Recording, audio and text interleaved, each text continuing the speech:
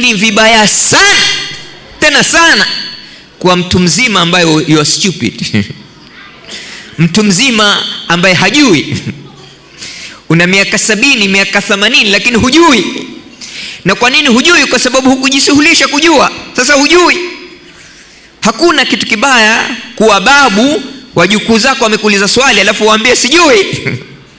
Umekuwa nyanya alafu wajukuu zako wakuuliza swali waambie hujui. Kulingana na mtazamo wao, mtu mzima anajua zaidi kuliko wao. Hasa wewe unawaambia mimi sijui. Sasa wale watu wanashangaa, umeishi miaka 60, 70, 80 bado hujui, sijui. Hasa mtoto akielewa kwamba kuna wakati kujua ni lazima, na ukiwa hujui thamani yako inashuka chini. You think with the end in mind. Think the results is very important.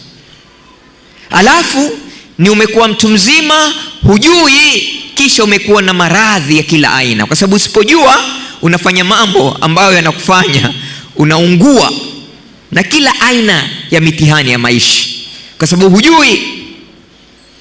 Na kwa sababu hujui, basi unakuwa unajifanyia tu mambo ovyo ovyo katika maisha, ukishtuka yamekupambania kwa mpambano yote.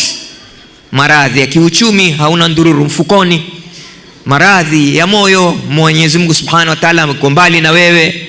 Maradhi ya kijamii, mke wako alikukimbia kitambo, watoto wako hawakuthamini wewe, haukuwa baba ama mama mwenye misingi mizuri na elimu. Kwa hivyo muhimu sana katika maisha watoto waonyeshwe ile picture ya mwisho ya mtu ambaye hajasoma na picture ya mtu ambaye amesoma.